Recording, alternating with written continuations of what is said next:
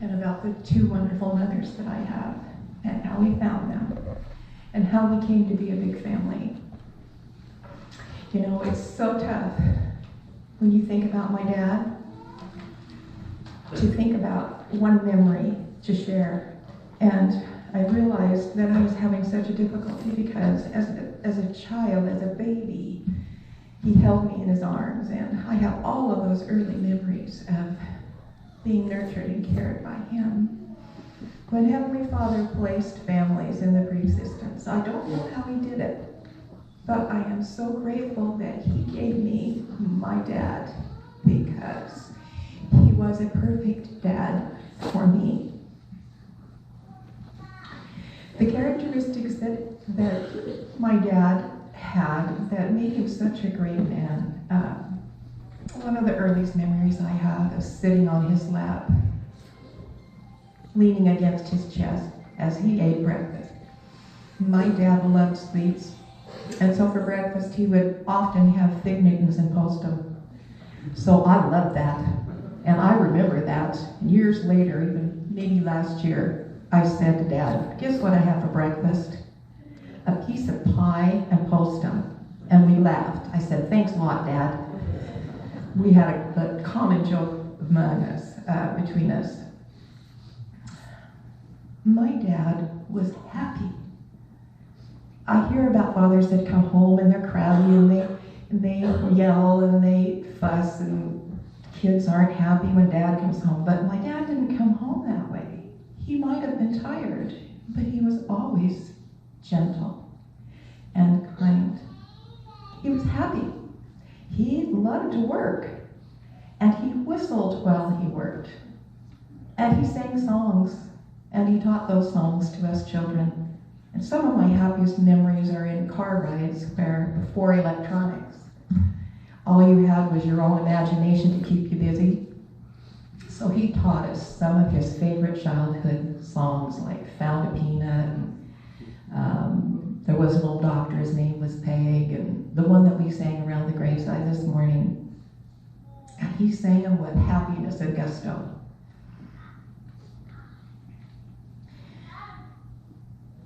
He loved to be with his family. As a child, I remember he might be dead tired when he came home, but we gathered around the TV when TV came about, and I have the best memories of just being together with my mom and Dad there.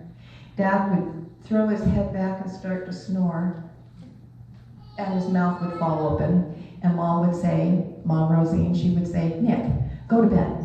He'd say, "No, I'm awake, I'm awake, I'm awake." And pretty soon he'd be snoring again. He just did not want to go to bed until it was time. He wanted to be with us. Dad was charitable. Aunt Lorna brought up some of his qualities that he learned from Granddad Lee. He was very charitable. I always thought he was very honest too. There were times that families, I remember, needed a place to stay.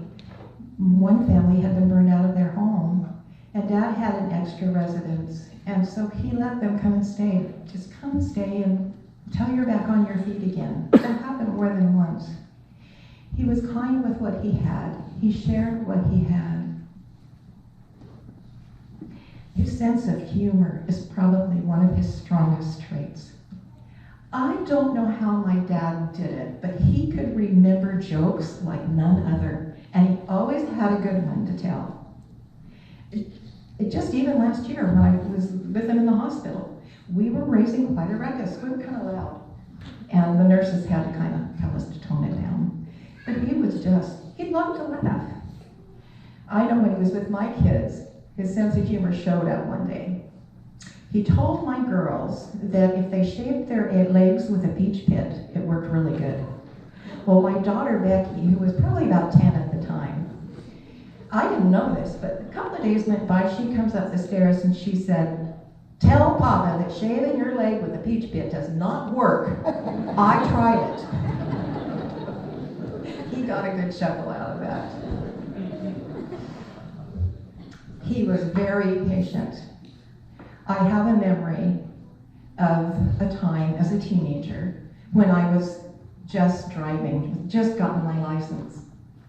And Mom Rosine was out of town for some reason, which is why I probably got the chance to drive that day with my little sister Shelley. I said, Dad, can I go for a ride and I'll take Shelley with me? And he said, go ahead. So I knew exactly where I wanted to go. I wanted to go check out where my boyfriend lived. And Michael Leary lived on the other side of Lake Otis, but I had an idea where his house was. So Shelley and I took off, and I think it was a Toyota that we had. We turned off the road, and it was one of those gravel roads that has been built up really high, and the really deep shoulders, full of gravel way down. So as soon as I was on this road and I looked down and saw a couple of houses, that's his house. What if he's looking out the window at me right now and sees me sneaking around trying to find out where he lives? So I panicked. I put the car in reverse and tried to back up. Well, of course, I got a little too close to the shoulder. And down I slid all the way to the bottom. So then I had to walk to this boyfriend's house and ask if I could use the phone. It was so humiliating. Now, some kids might be afraid to call their dad and say, Dad, I'm in the ditch. Afraid of what he might say or what, he might be bawling him out. But my dad wasn't like that. He found out where we were. He came over. He brought the car. And Mike, my boyfriend, came down to help. And he said, do you know how to drive? To Mike. And Mike said, yeah. So he put Mike in Dad's car. Dad hooked the chain up between that car and the Toyota that was in the ditch. And he said to Mike, I'll tell you when to go. Well, Mike thought he said go. And Dad was standing on the chain. So he took off really fast and flipped Dad's feet up in the air and landed on his back. After I found out he was okay, he just chuckled a little bit. He dusted himself off. He pulled our car out. And that is the last I ever heard of the incident. I didn't go home and get in trouble. He didn't ground me. He didn't, give me a bad time about it. My dad was very patient and kind. But I think the greatest legacy and the greatest memories I have from my dad have to do with his testimony. I always knew he was a great man because before we were baptized in the church, Dad never worked Sundays. If he was working in town, he worked 6 days a week, morning to night, but he did not work Sunday. I never heard him say a swear word or tell an off-color joke. I never saw him drink coffee or tea, alcohol, never saw him smoke or do any of those things. He was a powerful example in my youth.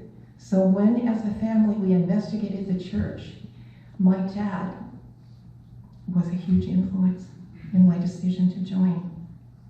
His testimony grew ever stronger after that. I loved sitting in church with my dad and hearing him sing the hymns. Because he loved to sing, he sang the hymns with all of his heart, and I could hear his testimony in them. I love my dad for gathering our family around for family prayers. Always when we were leaving to go back home, often when we were there at night just spending time with him, and that he would be in charge and make sure those prayers were said. I love the fact that my dad knew what his priesthood was and the power behind it. He gave me numerous blessings throughout my life, and I needed them. The last blessing he gave me was last fall. It was before his big surgery. He'd gone into the hospital because something wasn't right. He wasn't quite getting the breath that he needed. And so I came to see how he was doing, and he'd been in the hospital for a few days, and I had to get back to work. So I came to say goodbye at the hospital, and he said, wait, I'm going to give you a blessing. Sit down on that chair. And I watched him push himself to the side of the bed, and with feeble knees, take a minute to stand. I watched his trembling legs as he moved towards me and placed his hands upon my head. And with all the power of a righteous priesthood holder, gave me a beautiful blessing. He was tired when he was done. He was breathless. He had to stand at the chair for a minute to gain his strength. That's how much he believed and his ability as a priesthood holder to bless others. I can't wait for the day when I can run into my Father's arms again. It will be there. It will happen. The Savior made a way possible for us to return and live as families again. As the song we sang on the graveside service this morning, families can be together forever. We have a great family. My dad was a great patriarch, and he still is. And I leave this testimony with you in the name of Jesus Christ. Amen.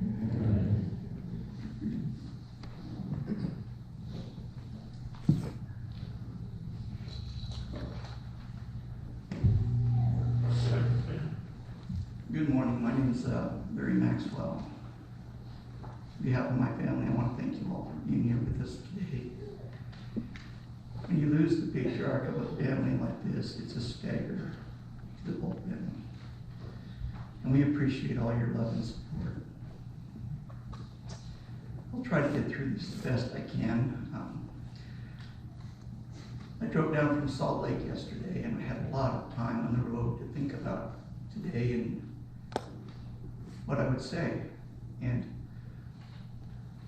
I had a difficult time because there are hundreds of stories I could tell you. Adventures, misadventures. But what I have is I have 60 years plus of memories with this gentleman, my father. And it was really hard for me to try to tell you what kind of man he was by telling you a story. It's a deep file. There were lots of things that we did together. We had a lot of joy. We had deep sorrow. It's a lifetime of experience. And I couldn't describe to you that in a single story. So I'll make my remarks fairly brief. I would like to illustrate. Maybe this will tell you better than I could, because I like the words, of an incident that happened about a week ago. I have a friend. His name is Carson Jasper. We've been friends for 60 years, since grade school. It's a remarkable friendship. We don't even particularly like each other that well. But it has endured. And as young men do, we got into trouble. And a lot of that is just accusations and things that were never proven. But what was true is that when trouble happened, we were almost always together. I don't want to say that to point blame on anybody, but it was the way it was.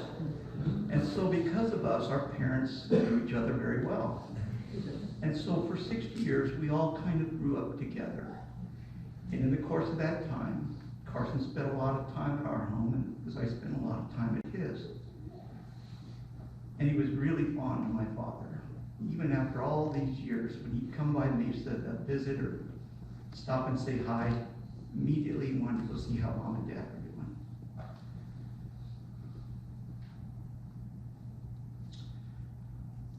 Last week, my buddy flew in from a remote area of southeast Alaska, traveled thousands of miles to come down. And be here to tell my dad goodbye. That's the kind of man he was. Somebody would do that. He wasn't particularly my dad's friend. We didn't know each other very well. But he left his wife in his home and came down here and tell him goodbye. Now, if I tried to describe that kind of a man to you, you could see where I would lack the words or the understanding. But it illustrates the people he's touched throughout his life. Many that I know personally, and many that I don't know. I will never know, and probably many that he didn't know what kind of an influence he was. But he was a strong patriarch, and he stayed the course.